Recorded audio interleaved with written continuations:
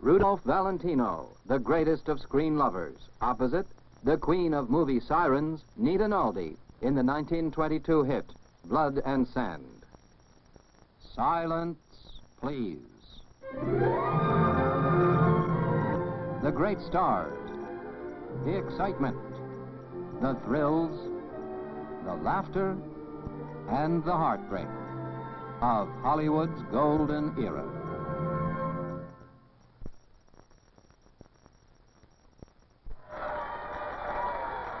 A small-town arena in Spain, where young Spaniards meet for their national sport. Just as American kids team up for sandlot baseball. The look, played by Rudolph Valentino.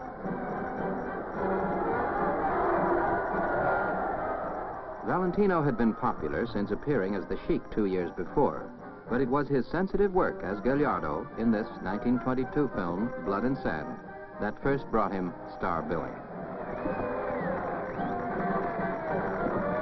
Chirripia, Gallardo's best friend, takes a turn.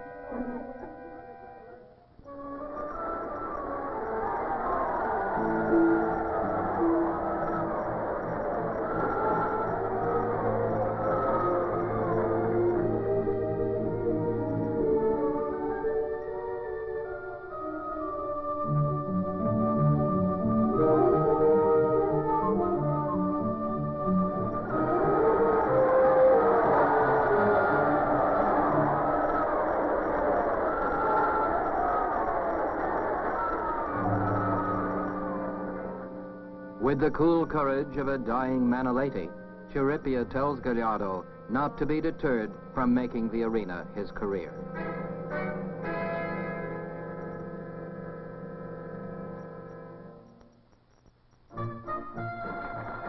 The promising amateur becomes Spain's most idolized matador, and returning to his hometown, he sees for the first time in 2 years his childhood sweetheart, Carmen, played by Lila Lee.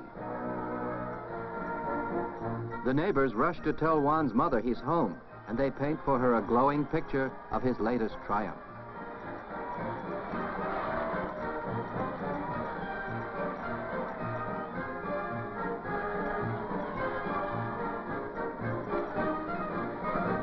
Though proud now of Juan's fame, his mother still has misgivings over his having picked so hazardous a vocation. So too has Carmen.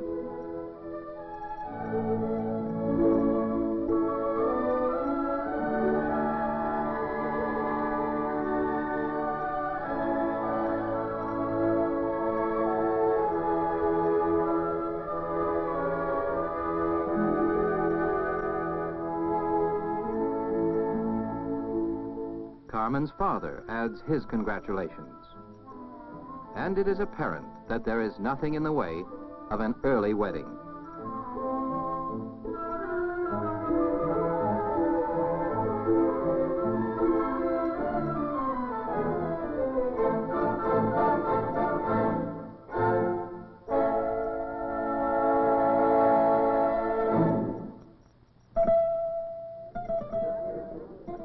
In celebration, Gallardo appears at the local cafes.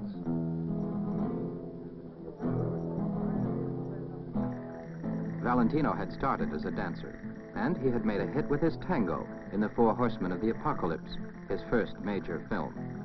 And so, with a scene like this, the Blood and Sand producers knew they were giving his fans what they wanted.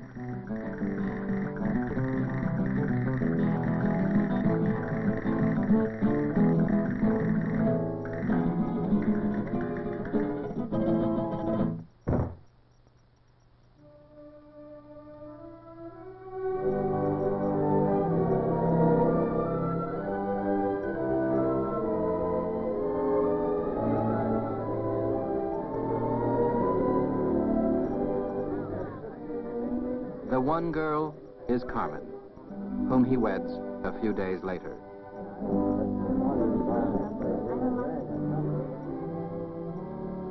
The Valentino dancing training showed not just in the graceful movement of his body, but in his expressive use of his hands.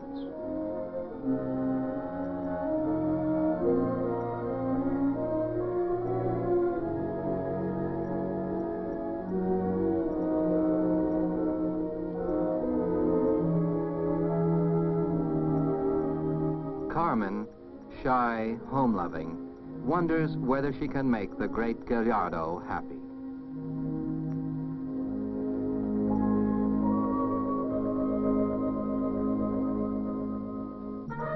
The months pass, and now, in Madrid's Plaza de Toros, the great Gallardo entertains the presidential party and the aristocratic Doña Sol, played by Nita Naldi.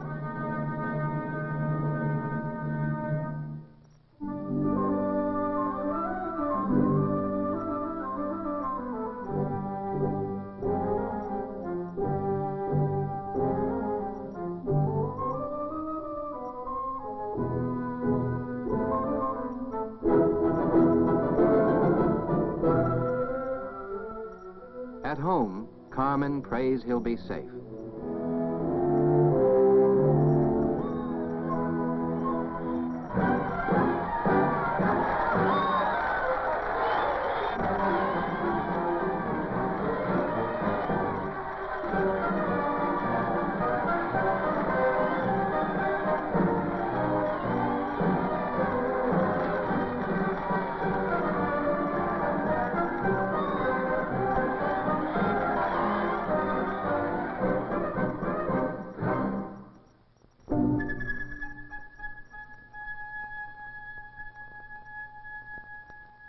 A serpent ring. Though quite accustomed to the admiration of beautiful women, Gallardo senses a special magnetism in this one, and after the fight, he accepts his manager's offer to introduce him to Doña Sol.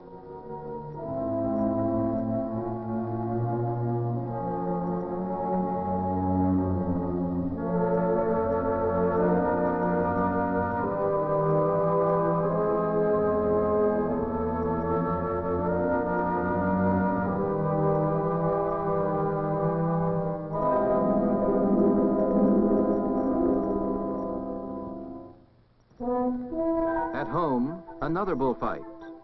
The combatants, Juan's young nephews.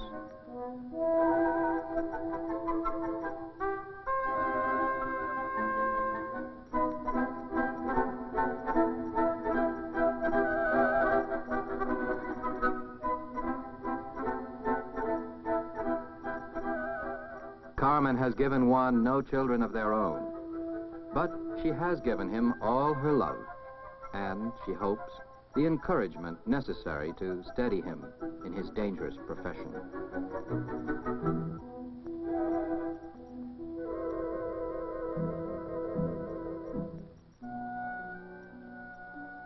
The exotic villa of Doña Sol. Doña Sol has pressed Gallardo's manager to bring Juan for a visit, and Juan, intrigued, complies.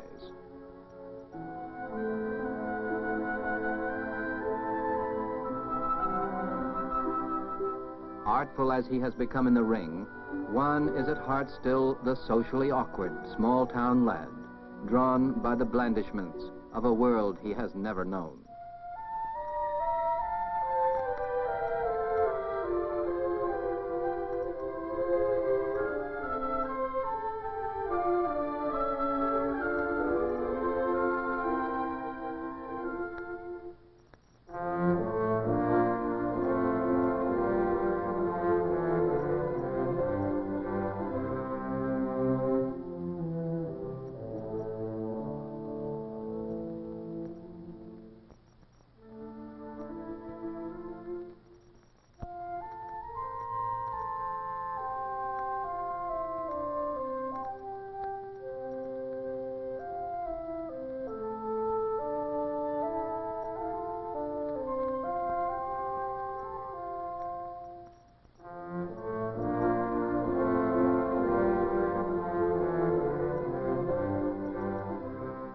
Doña Sol has further prearranged with the manager that after dinner he withdraw discreetly.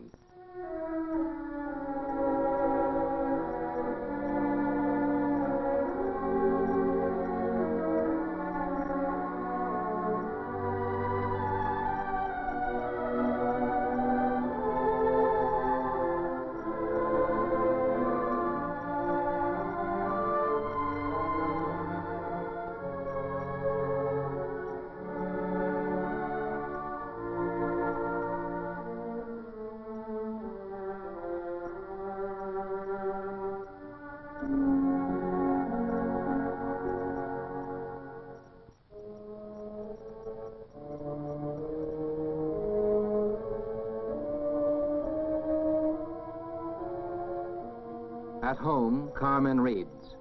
The beautiful Doña Sol returned to Seville last week. It is rumored that she no longer wears the famous ring which once belonged to Cleopatra.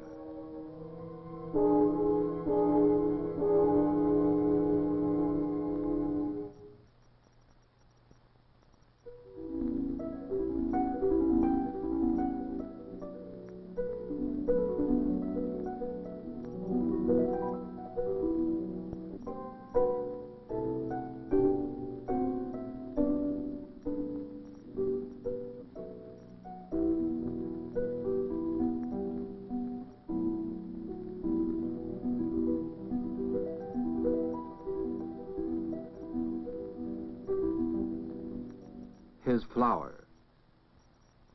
It was a gift from Carmen.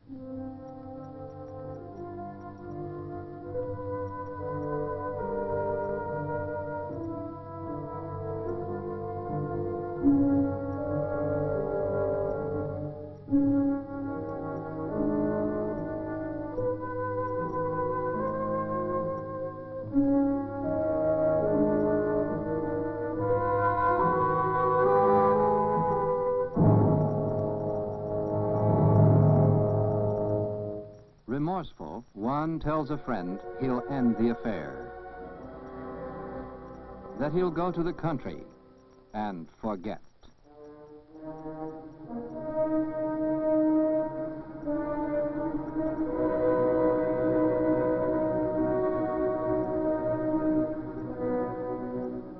But Juan can't resist saying goodbye to Doña Sol in person. And to do so, he attends one of her parties the night before he leaves.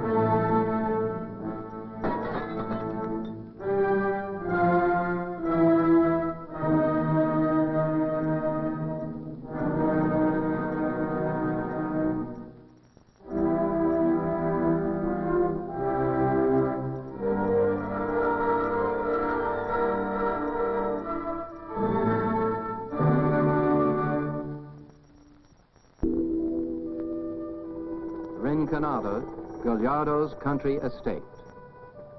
As he and his party arrive, they find a strange limousine stalled near the gate.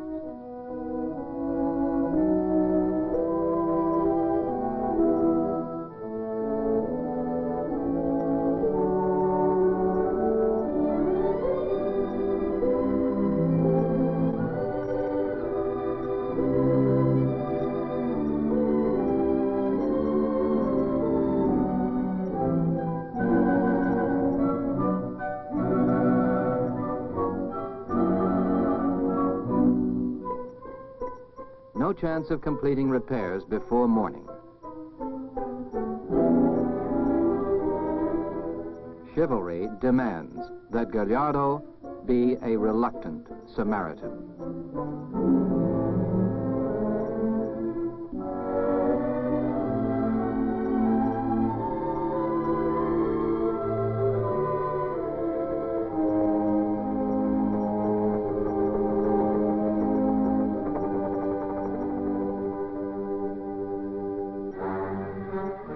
In the morning, another visitor, Plumitas the bandit. Years before, Plumitas and Juan had met, and ever since have followed each other's careers.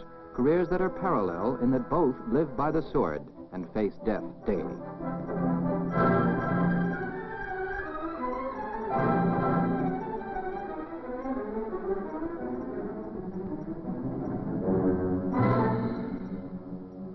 To punish Gallardo for ending their affair, Doña Sol plans to humiliate him by being present when Carmen arrives with Juan's mother.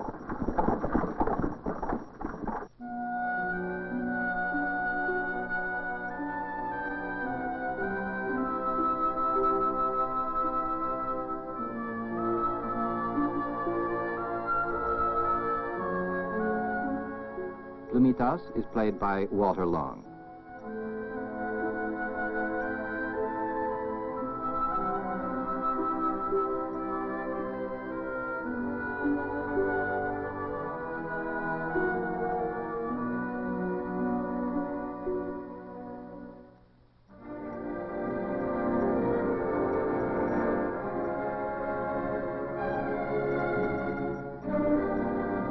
To wound him further, she makes a confession. There had been nothing really the matter with her car the evening before.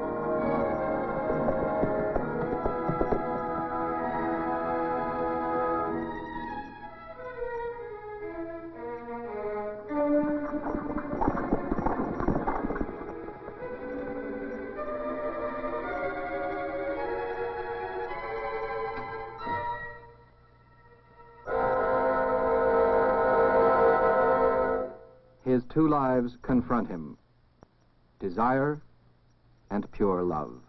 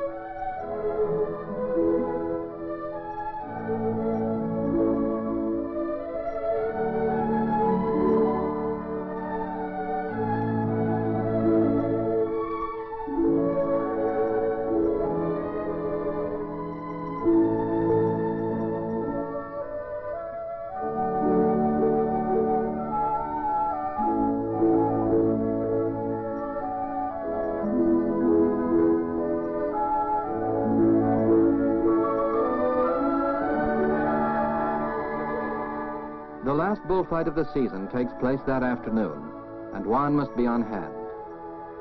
He knows the contest now is not so much with the bull as with his own conscience, over the wrong he knows he has done Carmen.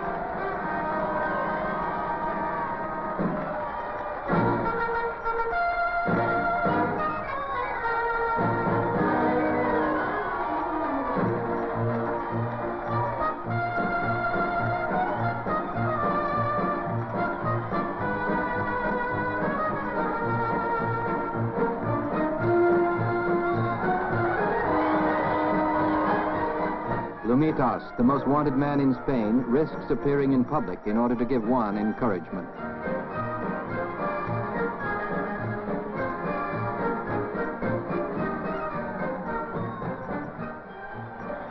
In the chapel below the arena, Carmen prays.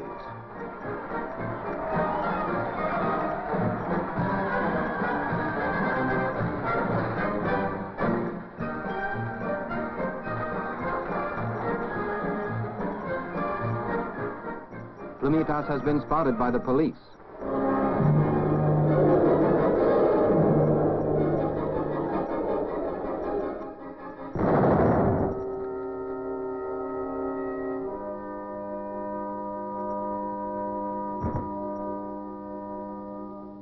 If fate has indeed intertwined the careers of both men, Gallardo's time is up too.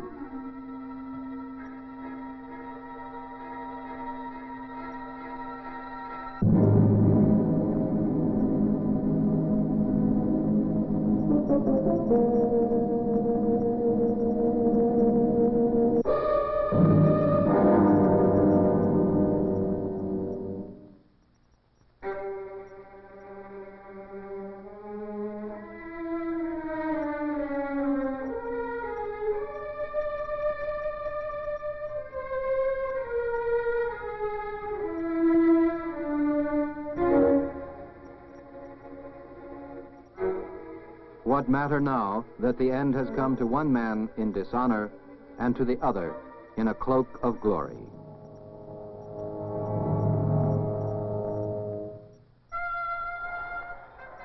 The next fight goes on as scheduled.